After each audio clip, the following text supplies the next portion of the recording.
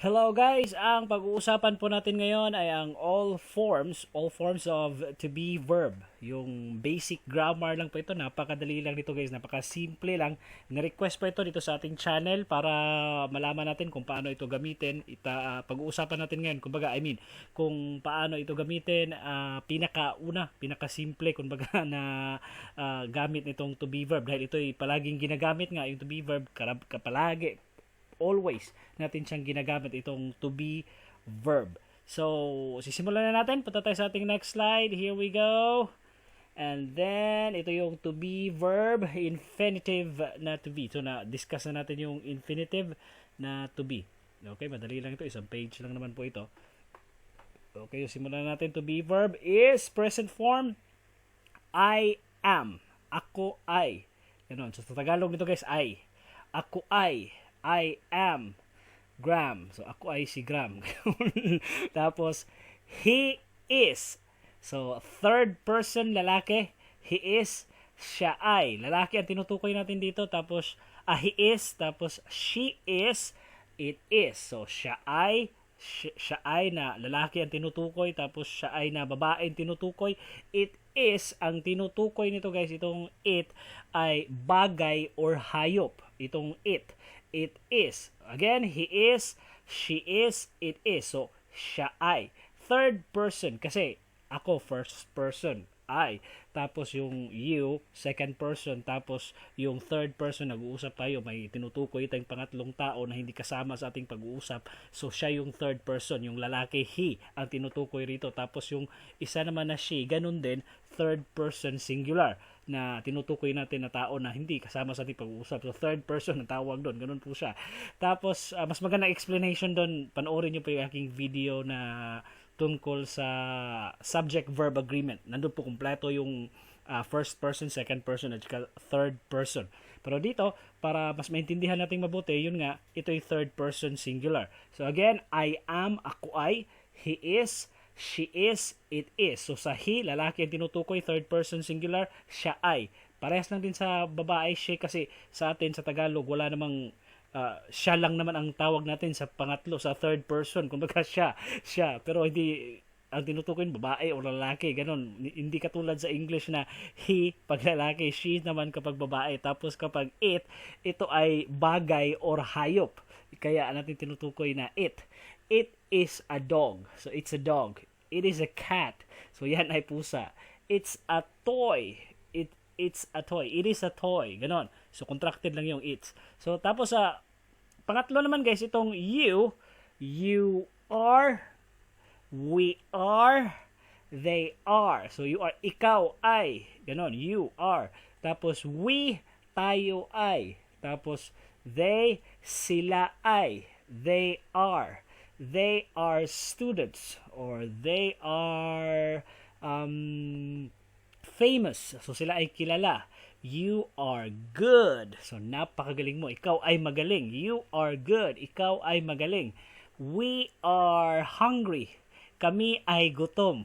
Example, they are hungry. So, sila ay gutom. Ganon. So, yun yung kanya ibig sabihin. Guys, ulitin ko lang itong ace at saka R ay I. Ang Tagalog dito, I. So, I am, ako ay, he is, siya ay, lalaki, she is, he is, lalaki, she is, babae, tapos it is, ay, hayop or bagay. So, ito ay, sa Tagalog, ito ay. So, siya ay, na lalaki, she, tapos babae siya ay, naglito tuloy ako, is I. Tapos, yung dito naman sa plural, you are, ikaw ay, we are, tayo ay, tapos they are, sila ay. So again, you are beautiful. Ikaw ay maganda. We are hungry. We are sleepy. So tayo ay inaantok na. And then they are running. So sila ay tumatakbo. Ganyan. So ganun siya kasimple guys. Napakasimple lang, di ba? Tapos yung negative form naman, I'm not. So, ibig sabihin to guys is, I am not. I am not. So, dadagdag lang tayo ng not para maging negative yung form. Kumbaga, so, I'm not. So, hindi ako ay. Ganyan. Hindi ako gutom. Ganyan. So, I am not. So, tapos sa dito naman sa pangalawa, he is not, he's not, she's not, it's not. So, ganun lang siya kasimple. Diba? Dadagdag lang tayo ng not. So, he is not. Kapag negative form, guys ha, he is not working. So, hindi siya magtatrabaho. Siya ay hindi magtatrabaho. He is not working. Siya ay hindi magtatrabaho. Tapos, pag babae, ay siya ay hindi magtatrabaho. She is not working. Tapos, it is not working. Ito ay hindi gumagana. It is not working. Ito ay hindi gumagana. So, yun yung kanyang Tagalog. Kumbaga, pwede rin isang form pa niya is he isn't, she isn't, at saka it isn't. So, he is not pa rin yun, guys. Tapos, she is not. Ganun pa rin yun. Pero, alam mo yung English ay medyo, ano kasi yun may marami silang mga pamulaklak-bulaklak, kumbaga, para maganda pakinggan. So, yun yung kanyang, hindi ko alam kung anong reason bakit ganito. Pero, ganun talaga sa English, maraming pabulaklak-bulaklak. So, again, he is not, she's not, at saka it's not. Or, he isn't, she isn't, or it isn't. She is not, he is not working, he isn't working, she isn't working, it is not working. So, ganun na siya kasimple. Tapos sa plural, you are not, you're not, we're not, or they're not. Contracted form, guys, nakikita yung apostrophe sa taas. Ito yung contracted na you are not, we are not, they are not. So, ikaw ay hindi, sila ay hindi, tayo ay hindi, tapos they are not. Or, pwede rin yung isang aren't. You aren't, we aren't, they aren't, you aren't working. Ganon. Example lang yun. We aren't, we are not. So, ang karamihan talagang ginagamit dito, guys, is yung you're not instead dito sa you aren't. So, palagi ginagamit itong you're not, guys. Itong you aren't sa mga yung mga British, yung mga Briton, or minsan mga Canadian. Pero you're not talaga, ito talagang you're not, we're not, they're not sa American English. Yung you aren't, ito sa British. Karamihan gumagamit ito, British, Australian, at saka Canadian. Ganon yung mga gumagamit nito. So, ulitin lang natin. You're not, we are not, they are not, or you're not, we're not, they're not, or you aren't, we aren't, they aren't. So, yun yung kanyang negative form nitong to be verb. Tapos, guys, example, itong you. You're not. Ikaw ay hindi. So, example, nagtatrabaho ka, tapos, nahuli ka, inantok ka, kumbaga, inantok ka dahil pagod ka sa trabaho, tapos natulog ka dun sa pinagtatrabahuan mo, inahuli ka ng boss mo, nakita ka ng boss mo, sasabihin ng boss mo, you're not working, you're sleeping. You're not. Ikaw ay hindi nagtatrabaho, ikaw ay natutulog. You are sleeping. So, you, di ba? You are, nakita nyo? You are sleeping. You're not working. So, negative form, you're not working. You are sleeping. So, yun yung positive form niya. Pinagsama natin. Diba? So, you're not working. You are sleeping. Ikaw ay hindi nagtatrabaho. Ikaw ay natutulog. Kumbaga, so napakasagwa lang pakinggan sa Tagalog. Pag i-translate natin, word per word. Diba? Hindi naman natin ganun ginagawa yun. Hindi ka nagtatrabaho, natutulog ka. So, yun yung Tagalog. Pero kapag i-word per word, yun yung sinabi kong example. Yun yung example lang po yun. So, dito naman tayo sa past form, yung nakaraan na nitong to be verb sa subject pronoun na I, he, she, it. Yung singular, I, he, she, it. Third person na he, she, at saka it. I was, he was, she was, it was. So, nakaraan na ito, guys. Was ang gagamitin natin. Tatandaan natin palagi kapag I, he, she, it.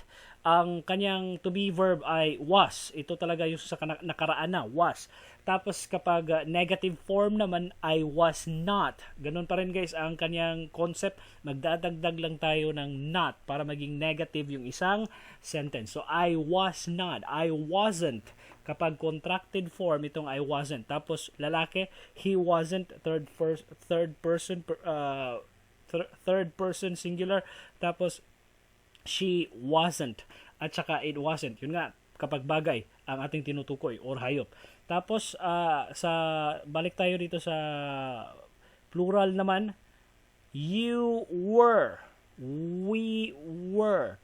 They were. So, ang kaibahan nilang dalawa guys, dito lang magkakaroon ng problema, magkakaroon ng medyo complicated dito banda kapag dito na sa plural. Tatandaan lang natin palagi kapag you, we, they were ang talagang partner no na to be verb. Kumbaga, so example sa nakaraan sa past form. So, you were, we were, they were. So, example, yung kanta ni Taylor Swift na sikat na sikat, we were both young when I first saw you. So, mga bata pa daw silang dalawa, we were both young nung una niyang makita yung tinutukoy ni Taylor Swift dahil nakaraan na, we were. So, yun yung kanya ibig sabihin guys. So, tayo ay pa rin yun sa Tagalog. Pero, ang kaibahan lang, medyo specific itong sa English na sa nakaraan na kapag plural, were ang gagamitin. Kapag singular, was ang ating gagamitin.